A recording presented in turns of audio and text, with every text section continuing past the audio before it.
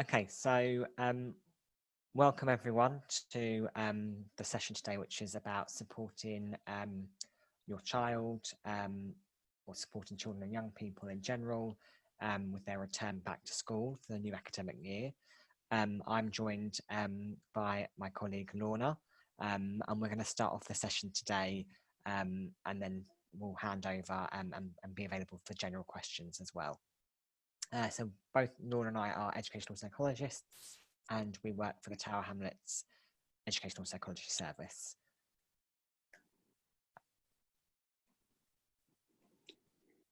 So the first thing I want us to think about when we think about returning to school is, and how we can support children and young people is thinking about resilience in general. And if we think about what resilience is, by no means is this the perfect definition, if you like, or the only definition, but some may see resilience as an ability to recover from and or adjust to adversity, leading to a positive outcome for that child, for that young person, or for individuals in general.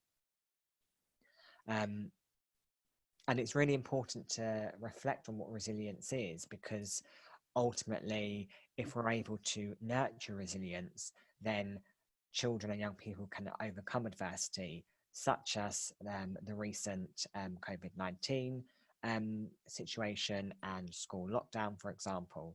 And these are just some images that come to my mind when I think about resilience, because I think to a lot of people, resilience isn't just something that you're born with. It's not something that you automatically gain when you reach the age of 18. It's something which you continually need to work on and nurture. So a framework which I think is really helpful for people to be aware of when thinking about emotional well-being and thinking about resilience is Maslow's hierarchy of needs. And we can see here on the screen a pyramid. And at the bottom of the pyramid, we have our most basic needs as human beings. And those basic needs for what we need to survive. And these include our physiological needs, such as food, water, warmth, rest, sleep, for example, as well as our safety needs of security and safety. So thinking about how we can support ourselves, but children and young people, we need to think about our sleep. We need to think about our diet, exercise, for example. We need to try and think about our living arrangements, and for when children and young people are out and about, how secure and safe they are. When we have a solid grounding of the pyramid, when we're solid in those areas, we have greater likelihood that our psychological needs can be met. And those needs relate to our sense of belonging to our community around us, to our school community, to our friends, to our family. And in doing so, when we have a good, secure sense of belonging, our self-esteem is positively impacted. We're more likely to have a greater positive sense of self-esteem. And when we have that, we're able and we're in a place then to learn. We're in a place to reach our full potentials. And we're in a place to be able to overcome adversity as it comes our way. So I really think that sometimes it's about kind of when we feel somewhat overwhelmed, or we feel that our child is somewhat overwhelmed, try and reflect on this pyramid and think about whether or not we are addressing the foundation steps before trying to reach the very top. A resource that was developed by colleagues within our educational psychology service, which is a resource which has been shared to all of our schools, explores supporting the emotional well-being of children as they go back to school. And so I want to talk a little bit about this now, and a model that they've been developing or trying to kind of reflect on is what we might call the SWAN model. And following a crisis such as the COVID-19 pandemic, schools closing, some of the key principles to think about when trying to overcome that is a sense of safety, a sense of calm, a sense of self and collective efficacy, social connectedness, and a sense of hope. And we can map these principles onto a framework, SWAN. So safe, welcoming, altogether and nurturing. And I think when we are talking about children and young people, it's really important to reflect on swans in general, in that they can appear to be gliding effortlessly across the surface of a lake, of a river, for example, but beneath that, they're working very hard to navigate the changing turbulent waters below them. And sometimes on the surface, children and young people can appear to be coping very, very well, but they may be using a lot of their resources, a lot of their energy. And we need to make sure that we are working with them and supporting them to maintain a sense of calm, a sense of connectedness, and a sense of hope. So I'm going to hand over to Lorna, who's going to talk us about how we might do those things. Thank you, Patrick. So now I want to look at what you can do to support your child or young person. And we've pulled together some practical strategies and skills. And as a parent, you can't be expected to fix the COVID-19 situation or make it all better or have all the answers. However, you can try to help your child or young person manage their own emotions about the situation, and put in place some practical strategies and skills. So firstly, we were suggesting talking about rejoining school, being in school in a positive way. You may have your own reservations or anxieties about that, but to talk to your child or young person in a way that makes them excited to be back. And I'm sure they will be very excited to see all their friends and teachers once again. Should they share with you feelings of anxiety or stress, to try and normalise these feelings? So giving a bit of yourself to the conversation with your child or young person, and reflecting back that it has been an anxious time. However, everyone's pleased to be back in school. I'm pleased, you look pleased. So really offering that sort of emotional containment. Remembering to discuss and share any positives that have been experienced during lockdown. So maybe there's new ways of connecting with friends and family. Perhaps you're using Zoom more often. Perhaps you've taken part in the Rainbow Initiative and you had rainbows in your house, or there was another community sort of cohesion that you hadn't experienced before lockdown that you now have. Another sort of idea is to model the reassurance. So ensuring that as the parent, you're giving a consistent message, and you're giving them a message that they can actually act out. So things around hygiene is really important to remind them about it. And it's something that they have control over. They can wash their hands at regular time, and that's been known to reduce the rate of infection.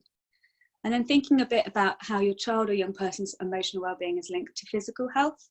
So could you encourage them or go with them to actually get out and do some exercise together? It doesn't have to be like loads, it just be maybe a walk a day after school or before school.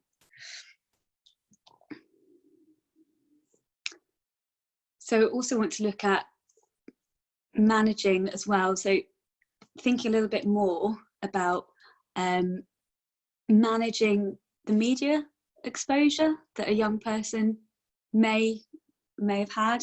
As we know that the media can be quite a scary place for a child or young person in terms of watching the daily news. So maybe limit and monitoring exposure to this news at the moment, and ensuring that the content is age appropriate when they do come across it, if possible. Also address any inaccuracies in the news. We know that at the moment fake news can be going around, so really trying to be aware of what are they watching and monitoring that as well as you can. We also wanted to share with you the idea about emotional regulation support. So you want to be able to support your child with any negative feelings they may be having, and some of the strategies that are helpful can be mindfulness. So really trying to be in the present moment with your child, letting them sort of reflect on how they're feeling in the here and now, and reassuring them that they are safe. So things like guided meditation can be done informally or formally. Breathing techniques can be really helpful for children and young people, and there are various apps and websites that can also help with negative emotions such as anxiety. And also we'd like to share the idea with you about containment. So in psychology, we often talk about the concept of containment. And in brief, this can be the capacity to manage thoughts, feelings, and behaviour. So what can be helpful for your child or young person is that the adult that they're talking to contains their emotions. So some really nice ways of doing that is thinking around problem solving. So what can you do if they come to you anxious and worried about COVID-19 in the here and now to make that better? Some ideas could be, as mentioned before, exercising, could be baking, could be connecting with family members. So really think about the here and now. So it's trying not to allow their thoughts to run away with them about the past or about the future. It's very much being in the moment. And this ties into the concept that we also talk about in psychology of emotional coaching. So emotional coaching, and we've taken the reference here of Emotional Coaching UK, it is an approach that is very much tapping into another's emotions. So you're observing, you're listening, and you're learning about how the person who's talking to you is expressing their emotions. So you're watching for changes in your child or young person's facial expression, tone of voice, or body language. Often when someone comes to us in distress, we naturally kind of want to make it better, and we may butt in too quickly. We may be anxious ourselves about what they're going to say next. So the idea is also to be able to sit with it and really take a step back and listen to them fully. So then using any moments that crop up in your conversation to connect, reflect, and teach them perhaps new, more helpful strategies of managing their negative emotions. Listening with empathy and validating feelings. So repeating back, I can hear that you're anxious about ... Helping the child or young person label their emotions so you can actually name it. And we use the phrase name it to tame it. So actually it becomes less overwhelming if an adult is able to pinpoint what is it that the child or young person is trying to communicate when they're upset or they're withdrawn or they're perhaps getting sort of overly anxious about a situation. And as mentioned before, exploring positive ways of coping and discussing them with them. You could create some together, perhaps something they like to do and you join them. Is it drawing or baking? Or you take the lead and you suggest some and see if they follow you. So we also wanted to share with you today that when looking at supporting our child or young person returning to school, that actually it's important to support your own well-being. And we've used the image here and phrase, you can't pour from an empty jug. So we've included the following steps that have been researched and developed by the New Economics Foundation. And those steps are connect, be active, take notice, learn and give. So I'll look at these in a bit more detail in the following slides. So connecting, we discuss that in terms of feeling close to and validated by other people. It's a fundamental need that contributes to functioning well in the world. And perhaps one of the difficulties with lockdown was that we were not able to physically meet up with people and connect with them face to face, but perhaps there were new ways that we managed to do that online. And actually that met that need. So whether it's in person or whether it's using different mediums of communication, using technology, but perhaps picking up the phone to talk to someone instead of just emailing. So you've actually got that connectedness using your voice, perhaps trying to speak to someone new about how you may be feeling about your child or young person returning to school. Really thinking about new ways of connecting with someone. Is there someone in your neighbourhood that you've not seen before so that you've been able to talk to them, but making the opportunity so that you can actually connect more often? You may live near each other but perhaps have never exchanged pleasant words. Asking someone about their weekend and listening to what they say. Putting aside 5 minutes to talk to someone about how they're really feeling. And even if you are beginning to go to work yourself, Perhaps is there anyone that you could share a lift with, or a new colleague that you could go for lunch with and to talk to them? The next step we want to share to help your well-being is being active. So evidence suggests that regular physical activity is associated with lower rates of depression and anxiety across all age groups, and it can be essential for slowing age-related cognitive decline and for promoting well-being. Doesn't need to be particularly intensive. Slower paced activities such as walking would be greatly beneficial, and they encourage social interactions as well.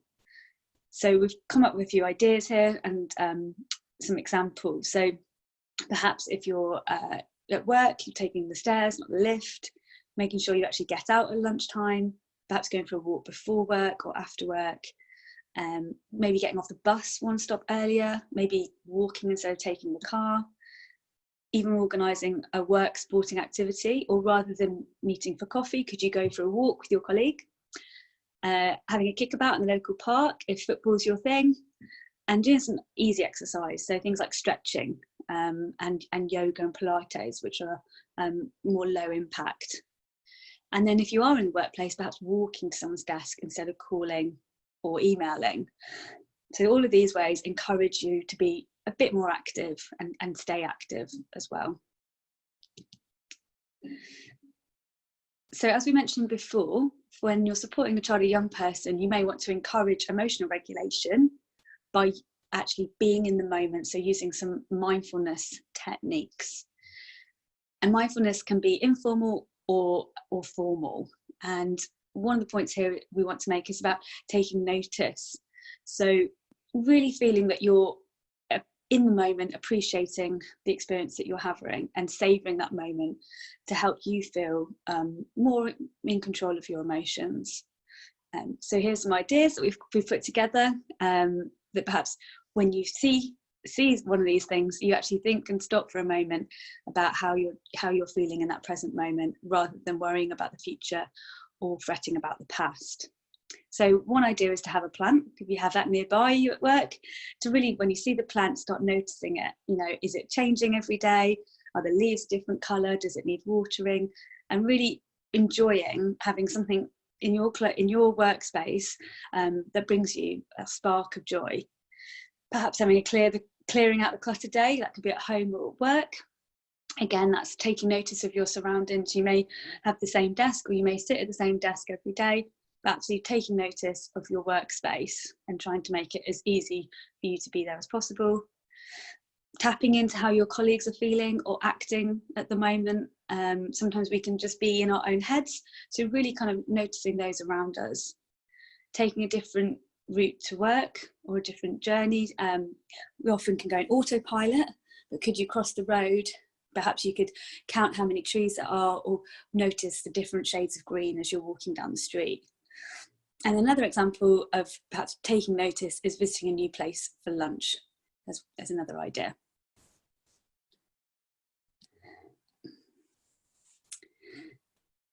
So the next step we wanted to look at was learn. So really thinking about, we're always learning, we never stop learning, and learning, as we know, can enhance self-esteem and can encourage social interaction and also lead to a more active life. So it connects to the other two steps that we've spoken about already, about staying active, being active and connecting.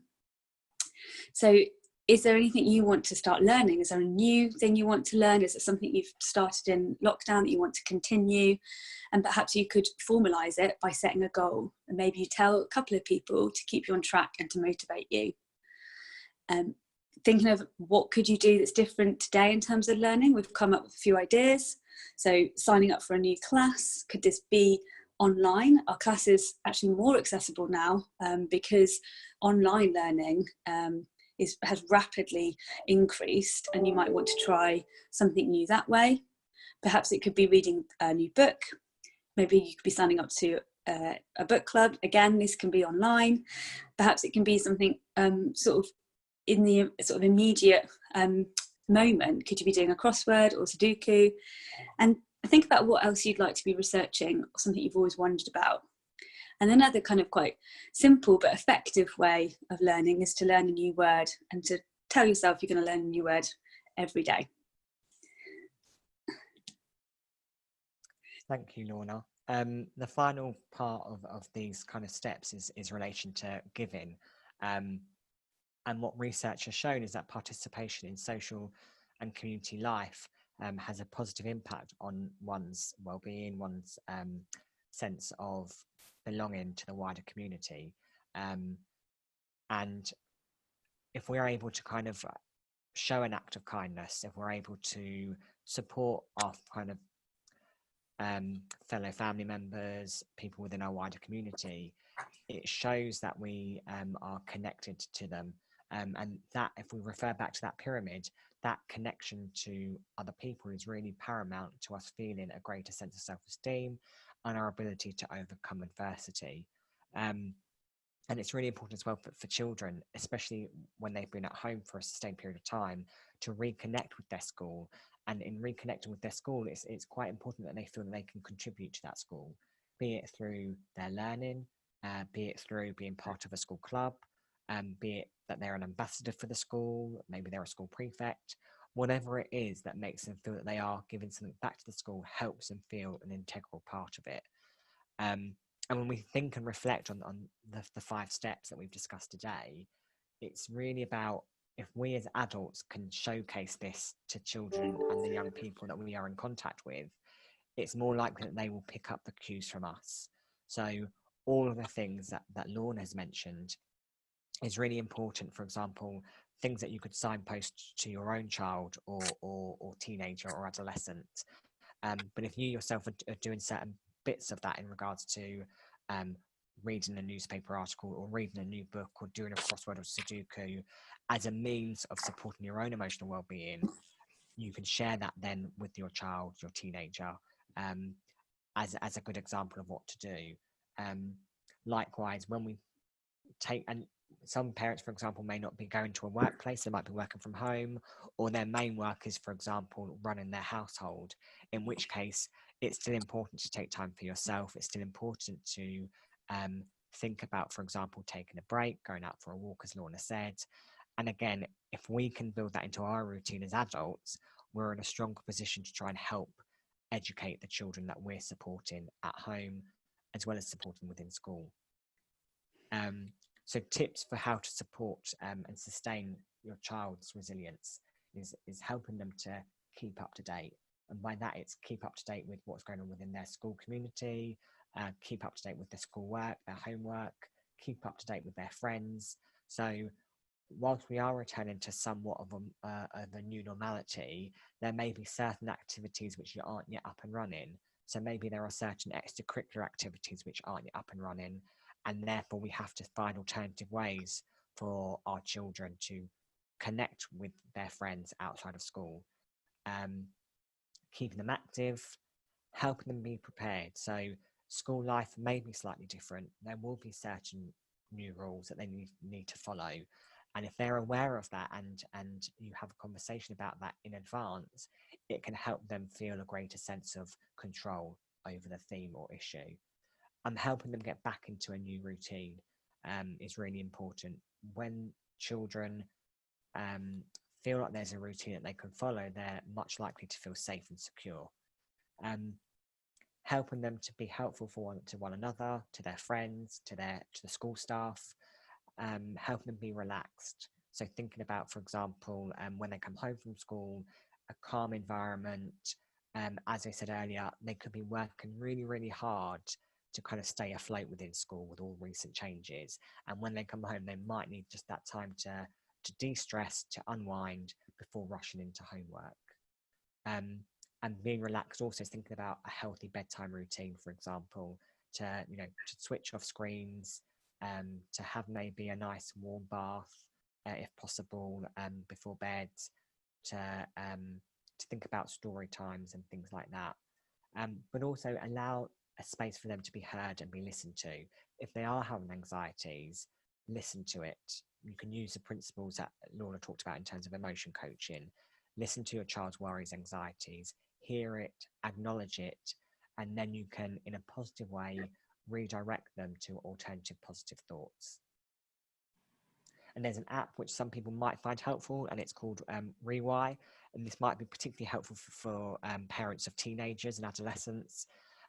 You can download it on the App Store, on Apple phones, and there would be something similar on Android. And it allows you to track activities which are known to promote well-being. So thank you for listening today, and we're going to open it up now to the wider participants to help answer questions that you might have. Thanks so much, Patrick and Lorna. That was really interesting. We are recording, so if you've got any questions, please feel free to just unmute and ask any questions, or you can post them in the chat. I've got a couple for Abby about more sort of public health at school. But if you've got any for Lorna and Patrick, or for Abby, yeah, all questions are welcome.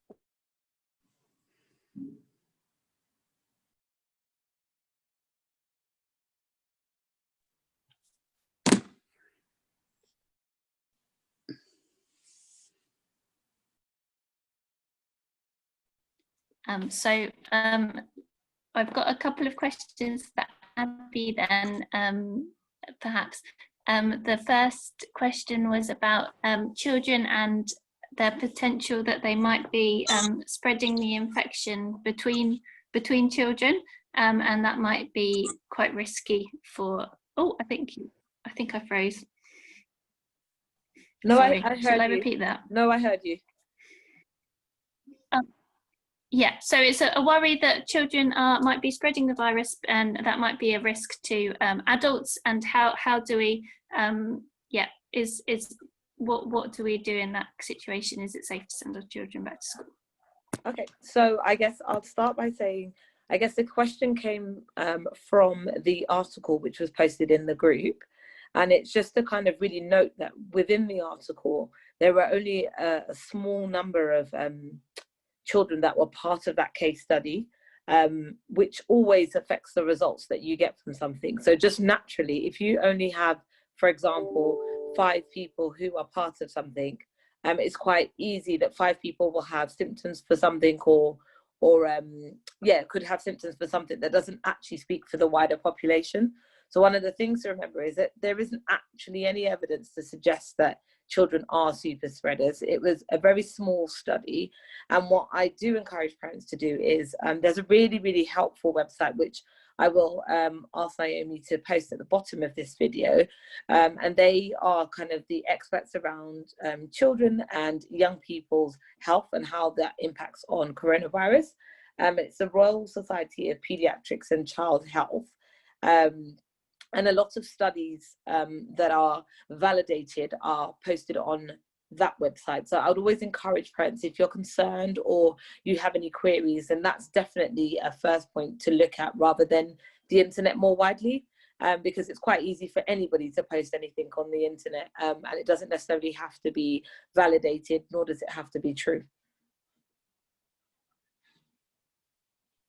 Thanks, Abby. And I think another question that we had was about mask use, and sort of how people are, children, whether children are expected to use masks in school.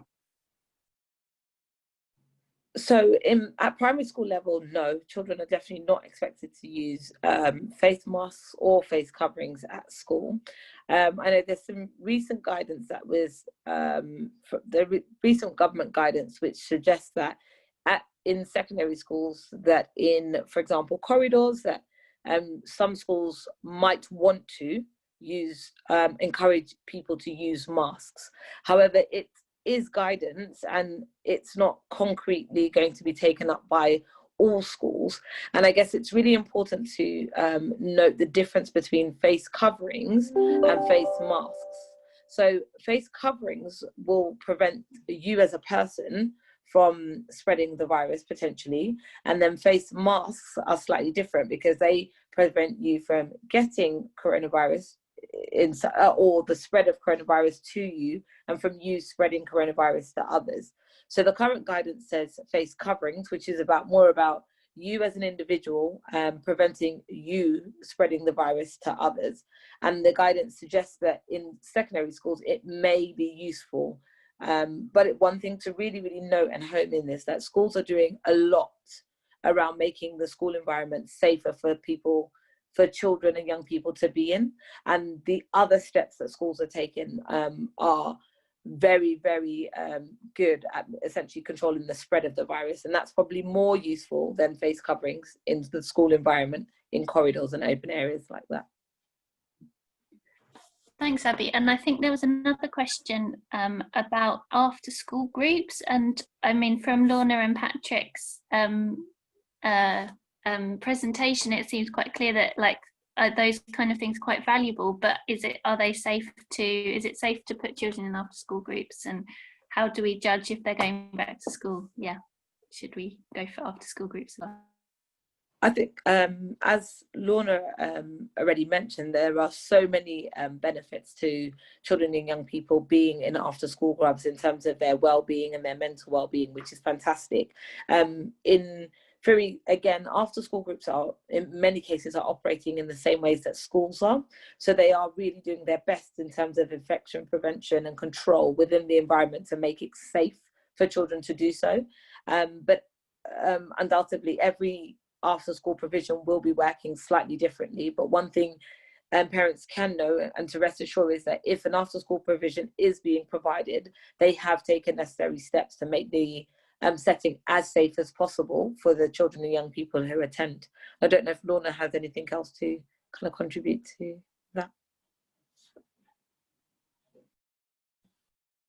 No, I would echo that message, Abby, definitely, that obviously there are so many benefits to children being back in school and being part of after school clubs. And, you know, as far as I know, lots of actions are being taken to make the children as safe as possible.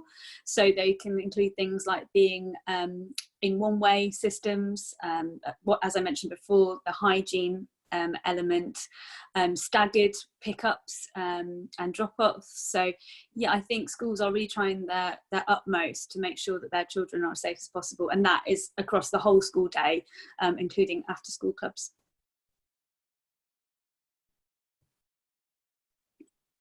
Thank you. Does anybody else have any questions or any thoughts that they'd kind of want to share about going back to school?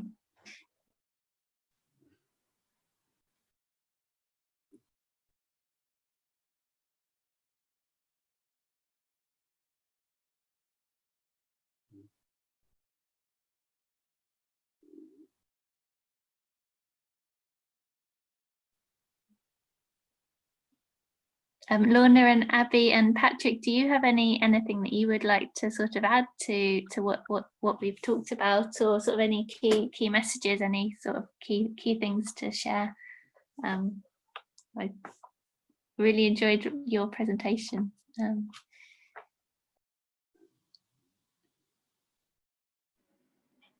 Just one thing for me, so just to add to what Lorna was saying a little earlier, is the offer for kooth. So kooth is an online provision that's recently been introduced and launched within Tower Hamlets. So it started on 1st of September, so literally yesterday, which is an online wellbeing service for children and young people in the borough, aged 11 to 25.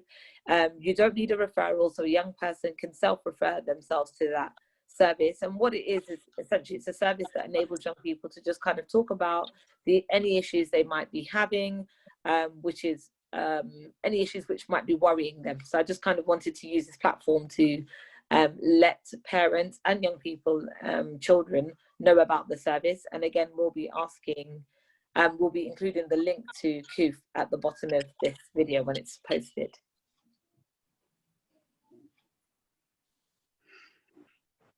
And just to add that if anyone does have any additional questions, please feel free to put them on the Facebook page, and Patrick and I can get back to you at a later date. And just also to know that, you know, as a parent, you're not alone in this situation, and that there's plenty of support out there to help you support your child or young person back to school. It has been, you know, a challenging time, but there are lots of things going on now to try and make the transition as smooth as possible for all families. Thanks, Lorna. And I think we've got a question, which is, should we send our children into school if they have symptoms of a cold?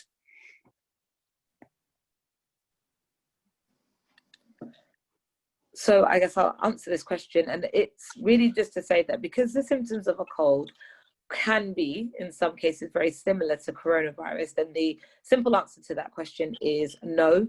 So if your child does have symptoms which are similar to that of a cold, but also fall within the key symptoms that have been noted around coronavirus, then no, don't send your child to school. And the suggestion and advice would be to order a test for your child to be able to rule out whether or not they do or do not have coronavirus. Is it quite likely that children are going to may get colds because they haven't been around other children very recently, that we'll see a spike in colds? And will it be quite difficult to tell whether colds and coronavirus are like which one's which? Just kind of thinking out loud. Yeah, sure. So on face value, yes, that is definitely something that's being considered at the moment, at the fact that we are moving into sort of cold and flu season, where just generally children and older people actually get colds and they get flu, and it's nothing to do with coronavirus. So it's definitely recognized that is potentially can cause some issues in the winter months in terms of children having time off in schools. And it's definitely something that we as public health are looking at, and will be trying to support schools around the guidance around some of those issues to make sure that, you know, this, if children are then self-isolating and it turns out to be that they have a cold, that they're still supported so that they can learn whilst they're at home. And just to add to that as well, that as it typically happens every year, but there is the offer, isn't there, if parents are keen for it, for the flu vaccination, should they wish to have that. And then also on I suppose different to this year to previously is that increased standards of hygiene. So yeah, washing hands and surfaces is probably increased now than it used to be. So you would hope that that would be beneficial to reducing rates of colds and flu, etc. Thank you. And I think we've got a comment about whether we could have the name of the Wellbeing service for over 11s at the. We'll post that in the links when we post this video to the Playrooms. But also, yes, if you have it now. Yes, it's called kooth. So that's KOOTH. So kooth. And again, I will make sure that it gets posted at the bottom of this video. Thank you so much.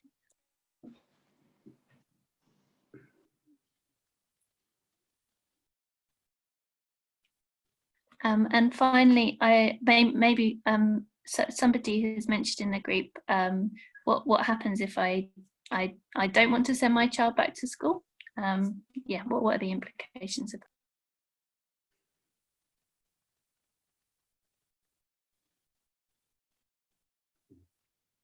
Sorry, so just unmuting myself. So basically from September, children do have to be back at school. So the implications would be similar to what they were before if you decided to take your child on holiday in sort of, you know, the middle of the school year. But there are a few council services, again, I will ask for those to be posted, where parents can discuss their key issues with someone around why they don't want to send their children to school, and just to kind of really emphasize that there's a lot of things and systems being put into place by schools to make the school environment as safe as possible, and also to recognize that there's loads of benefits to children returning to school, which kind of are outside of just the educational benefits in terms of learning, but in terms of their well-being and their socializing. There's loads of benefits to returning to school.